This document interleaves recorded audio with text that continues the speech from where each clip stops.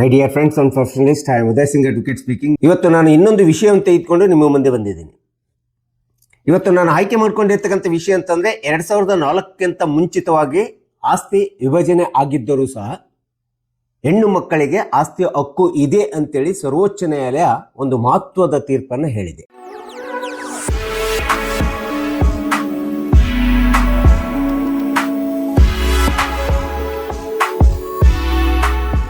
So ಈ ಒಂದು ತೀರ್ಪು ಅಥವಾ ನಿರ್ಣಯ ಬಂದಿರತಕ್ಕಂಥದ್ದು 16/5/2026 ಸುಪ್ರೀಂ ಕೋರ್ಟು ಈ ಹೆಣ್ಣು ಮಕ್ಕಳ ಆಸ್ತಿಯ ಬಗ್ಗೆ ಒಂದು ಪ್ರಮುಖವಾದಂಥ ತೀರ್ಪು ಇದಾಗಿದೆ.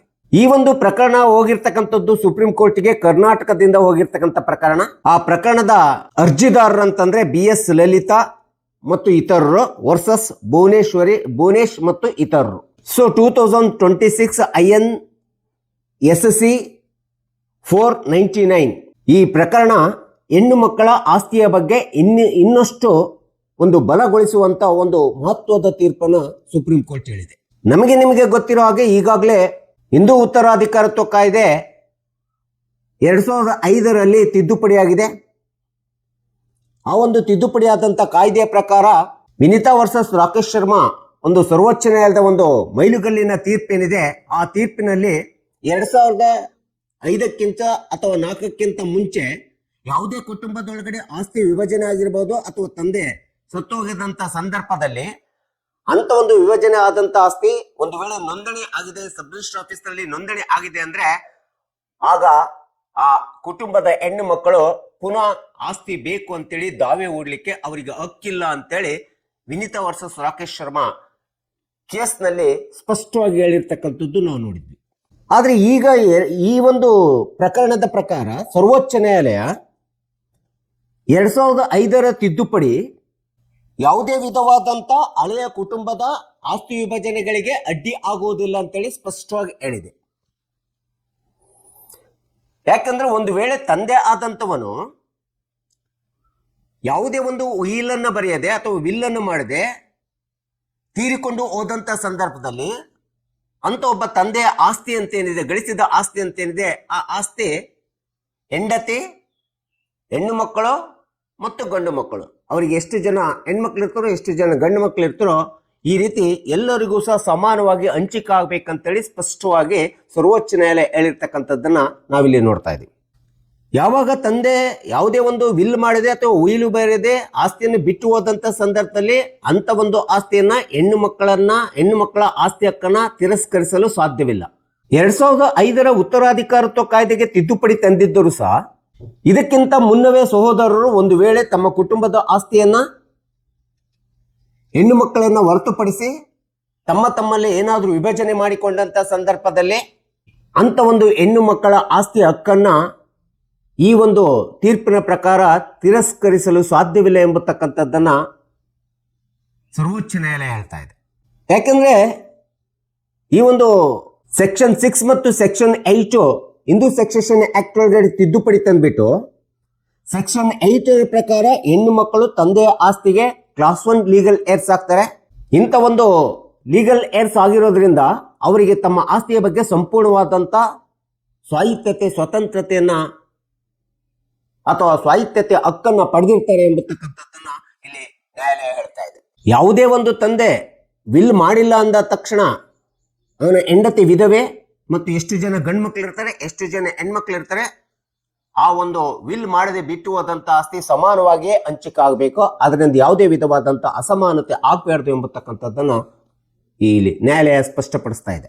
ಇನ್ನು ಸೆಕ್ಷನ್ 6 ಕ್ಲಾಸ್ 5 ಪ್ರಕಾರ ಇದು ಈ ಒಂದು ನಿಯಮ, ಈ ಒಂದು ಸೆಕ್ಷನ್ನು ಕೇವಲ ಹಳೆಯ ವಿಭಜನೆಯನ್ನ ರಕ್ಷಿಸತಕ್ಕಂಥ ನಿಯಮವಷ್ಟೇ ಅಲ್ಲ, ಅದನ್ನ ರಕ್ಷಣೆ ಮಾಡುವುದರ ಜೊತೆಗೆ ಈ ಒಂದು ಸೆಕ್ಷನ್ ಪ್ರಕಾರ ಹೆಣ್ಣು ಮಕ್ಕಳು ತಮ್ಮದೇ ಆದಂತ ಆಸ್ತಿ ಹಕ್ಕಿನ ಬಗ್ಗೆ ಯಾವುದೇ ನ್ಯಾಯಾಲಯದಲ್ಲಿ ದಾವೆ ಹೂಡತಕ್ಕಂಥದ್ದನ್ನ ತಡೆ ಹಿಡಿಯುವಂತ ಒಂದು ನಿಯಮ ಸೆಕ್ಷನ್ 6 ಕ್ಲಾಸ್ 5 ಹೇಳಿಲ್ಲ ಎಂಬತಕ್ಕಂಥದ್ದನ್ನ ಇಲ್ಲಿ ಸುಪ್ರೀಂ ಕೋರ್ಟ್ ಸ್ಪಷ್ಟವಾಗಿ ಹೇಳ್ತಾ ಇದೆ. ಈ ಪ್ರಕರಣ ನಡೆದಿರ್ತಕ್ಕಂಥದ್ದು ಕರ್ನಾಟಕದಲ್ಲಿ BS ಲಲಿತಾ ಮತ್ತು ಇತರರು ಹಾಗೂ ಭುವನೇಶ್ ಮತ್ತು ಇತರರು ಎಂಬತಕ್ಕಂಥ ಕುಟುಂಬದೊಳಗಡೆ 1985ರಲ್ಲಿ ತಂದೆಯ ಮರಣದ ನಂತರ, ತಂದೆ ಯಾವುದೇ ವಿಲ್ಲನ್ನು ಮಾಡಿರೋದಿಲ್ಲ, ಮರಣದ ನಂತರ ಆ ಆಸ್ತಿಯನ್ನ ಹೆಣ್ಣು ಮಕ್ಕಳನ್ನ ಬಿಟ್ಬಿಟ್ಟು ಸಹೋದರರು ಮತ್ತು ತಾಯಿ ಅವರಷ್ಟೇ ಈ ಆಸ್ತಿಯನ್ನ ಹಂಚಿಕೊಂಡಿರ್ತಾರೆ.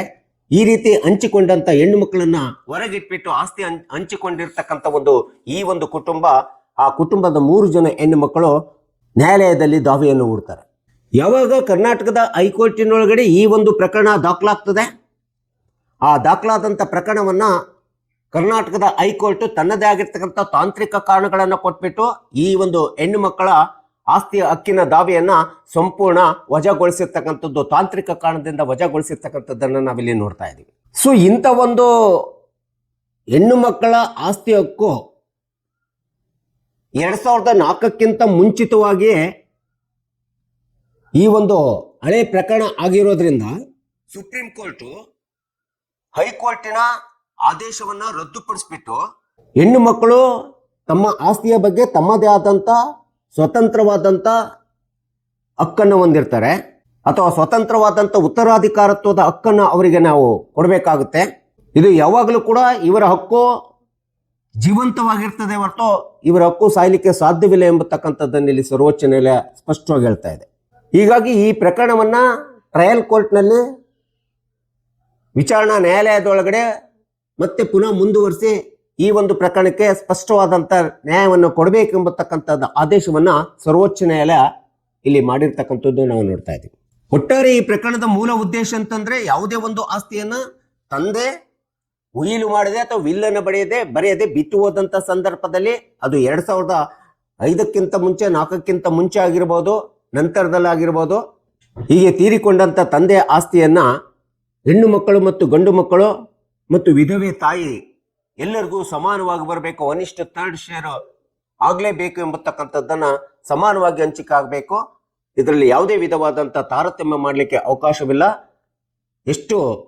ಹೇಗೆ ಗಂಡು ಮಕ್ಕಳು ಹುಟ್ಟಿದಾಗಿನಿಂದ ಕಪಾರ್ಸ್ನೇರಾಗಿರ್ತಾರೋ ಹಾಗೆ ಸಹ ಹೆಣ್ಣು ಮಕ್ಕಳು ಸಹ ಕಪಾರ್ಸ್ನೇರಾಗಿರ್ತಾರೆ. ಹೀಗಾಗಿ